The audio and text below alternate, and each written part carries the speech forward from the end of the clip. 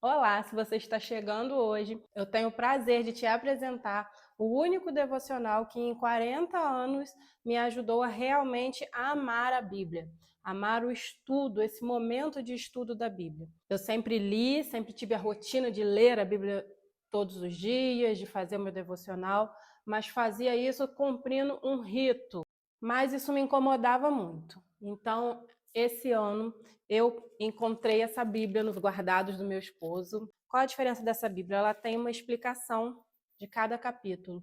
E ela me despertou para esse sentido, de que eu lia, mas acabava não entendendo, absorvendo pouco, e isso fazia esse momento para mim parecer tedioso.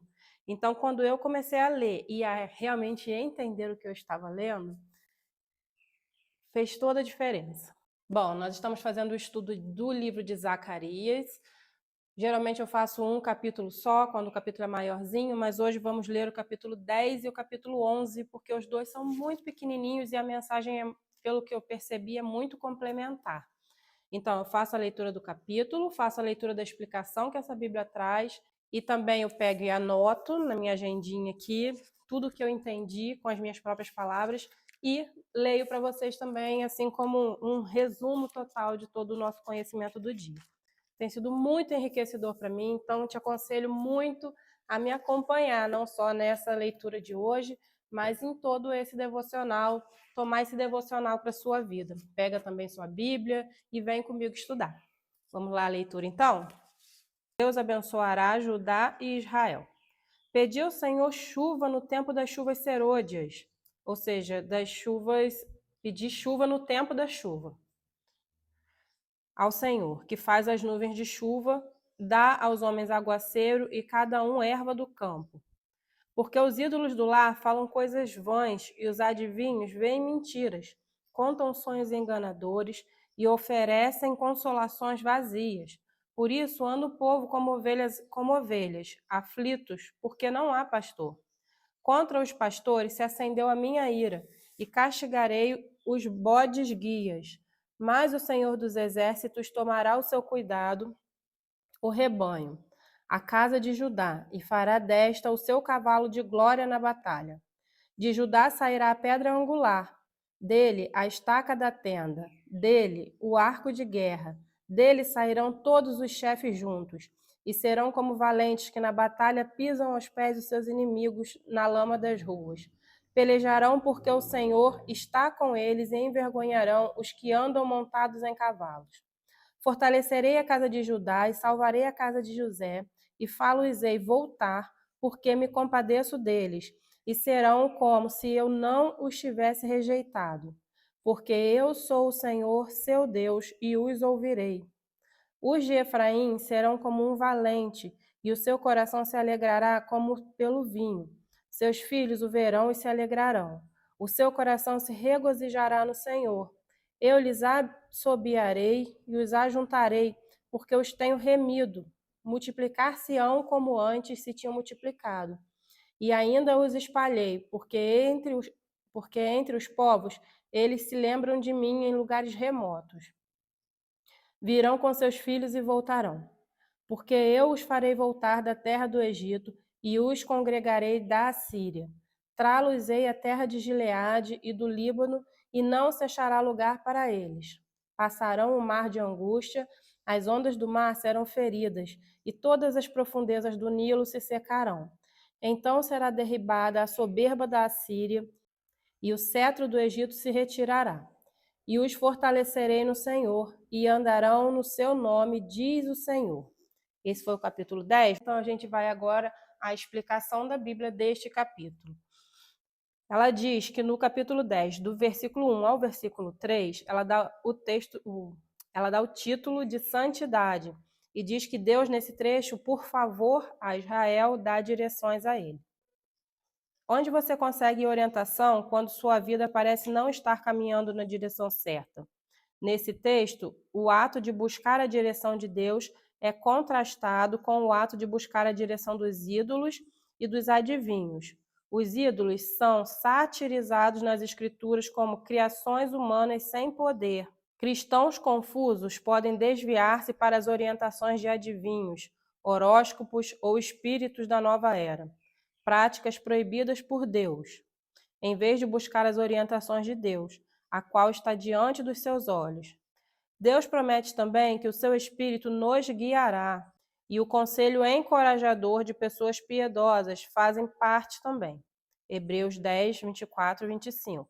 Então, a gente tem que saber em quem buscar conselho. Buscar por assistência oculta certamente é uma maneira de se perder e permanecer desta forma. Isso ficou bem claro no texto aqui, né? Que ele fala que as pessoas têm buscado em adivinhações e que elas são mentirosas, em ídolos, ficou bem claro. Aí, o capítulo 10, do 8 ao 10, aqui na explicação, ganha o título de salvação. Remidos por Deus.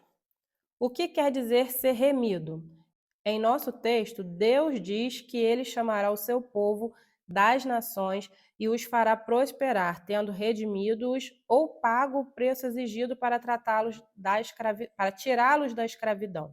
Todas as imagens apontam para a cruz, onde Deus comprou a nossa liberdade com o sangue do seu Filho. Esse alto preço foi pago antes mesmo de você desejar ser comprado. Deus prova o seu próprio amor para conosco pelo fato de ter Cristo morrido por nós, sendo nós ainda pecadores.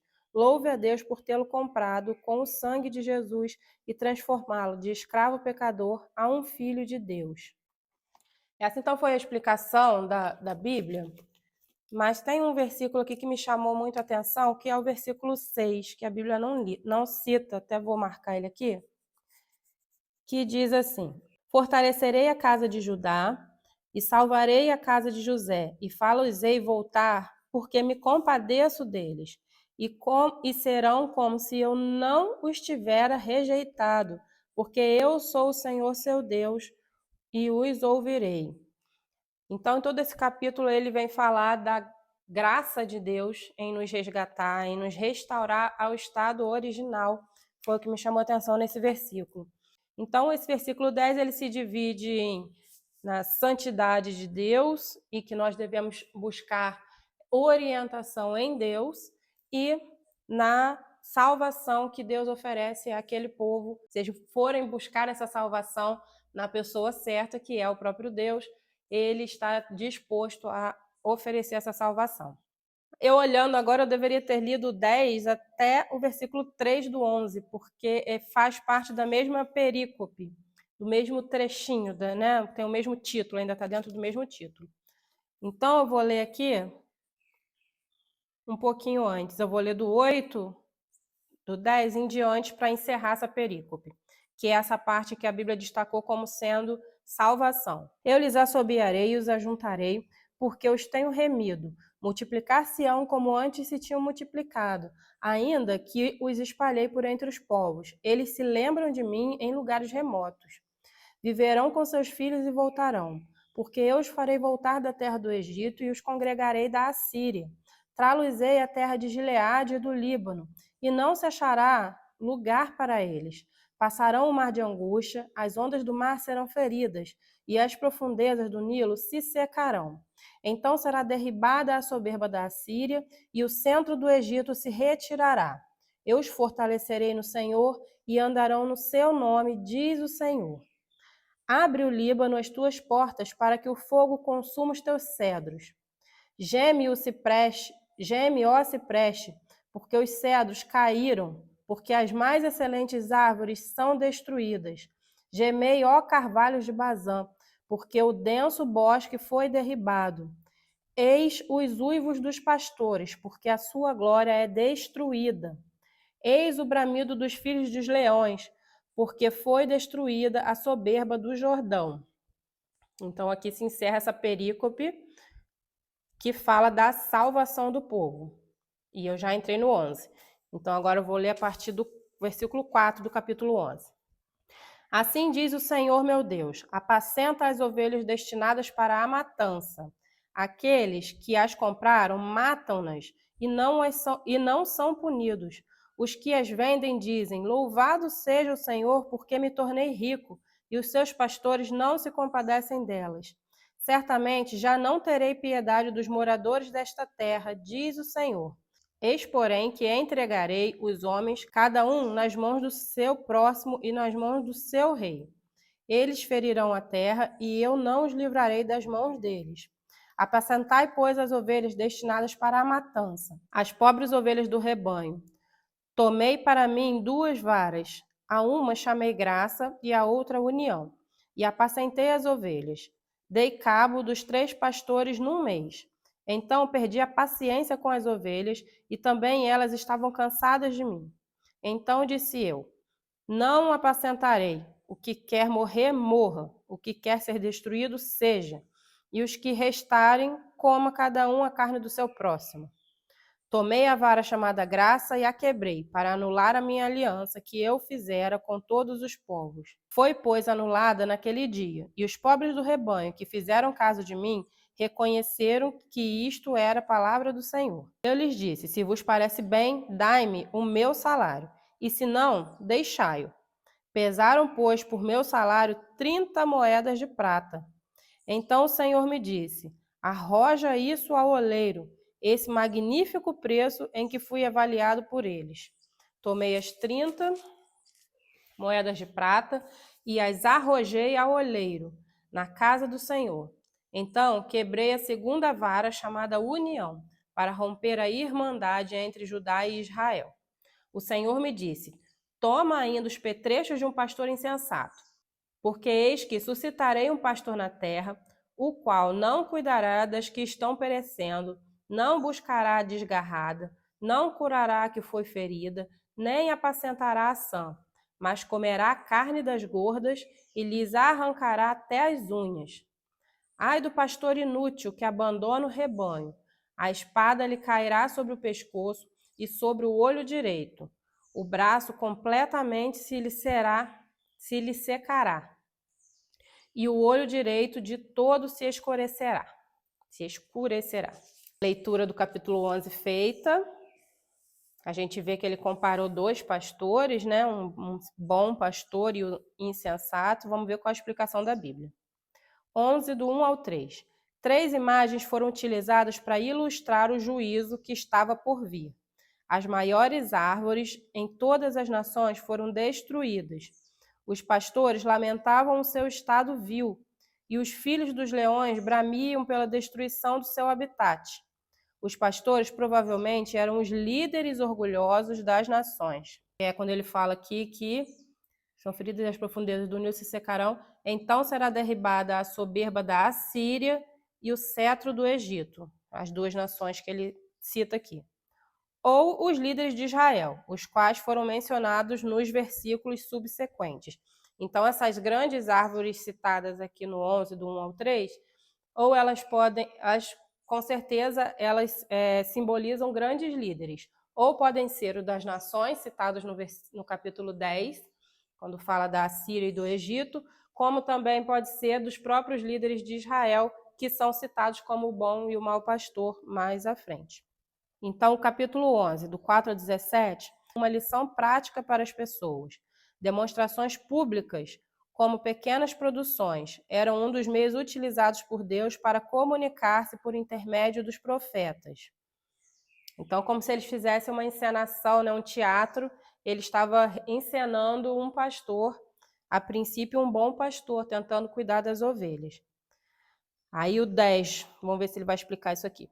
Do 10 ao 11. Parte da profecia de Zacarias envolvia 2 varas de pastor. O significado da vara chamada graça. A primeira é que as pessoas tinham rejeitado o pastor. Logo, a boa vontade de Deus para com Israel havia terminado. Agora, a proteção de Deus ao redor de Jerusalém, aquele muro de fogo que a gente estudou lá atrás, no capítulo 2, esse muro seria removido. A segunda vara despedaçada, chamada união, lembrava-os de que, além do sentido político, Judá e Israel estavam divididos.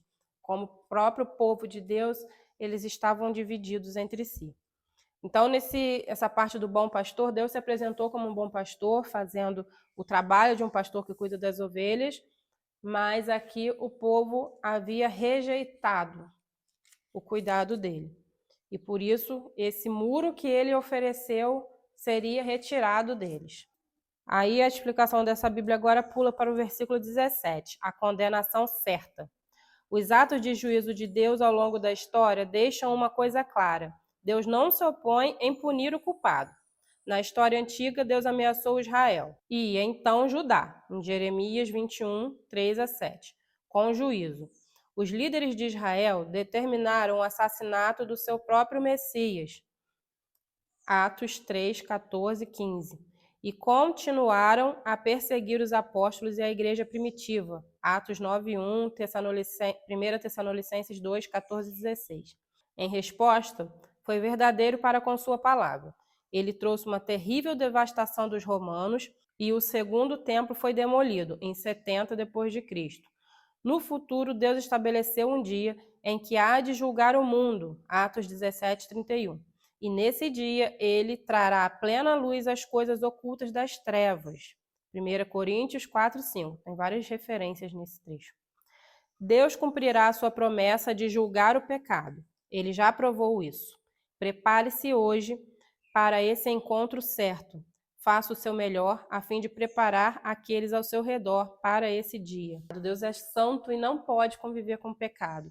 Então ele sempre dá-nos uma saída, uma escolha, mas se a gente escolhe o pecado, se a gente escolhe nos afastar dele, não escolhê-lo como o nosso bom pastor, ele não tem pena em nos punir pelos nossos próprios pecados. Essa, então, é a mensagem desses 2 capítulos. Deus se coloca como juiz, mas também como o Salvador. Esse é o grande Deus que nós servimos, ele nos ama. E, gente, tem sido um grande prazer estar aqui com vocês. Hoje eu tentei aqui melhorar um pouquinho o cenário. Dá para vocês verem que é, né, um cenário montado, até tá um pouco de vento, porque eu tentei melhorar um pouco a iluminação, porque no meu quarto a iluminação estava ficando boa, então eu arrumei um fundo aqui que é um fundo fake, mas eu tenho certeza que a iluminação ficou melhor. A gente vai tentando melhorar a cada dia. Comentem aí o que vocês têm achado, o que pode melhorar na nossa devocional. E uma coisa que me ocorreu é que, como eu sempre digo, vamos acabar aqui e partir para o nosso momento de oração, porque esse é o momento que realmente nos fortalece o nosso vínculo com Deus. E se alguém quiser comentar aqui pedidos de oração, fique à vontade. Eu tenho certeza que a gente aqui vai montar uma corrente de oração por cada pedido que tem sido feito aqui nos comentários. Deus abençoe a cada um.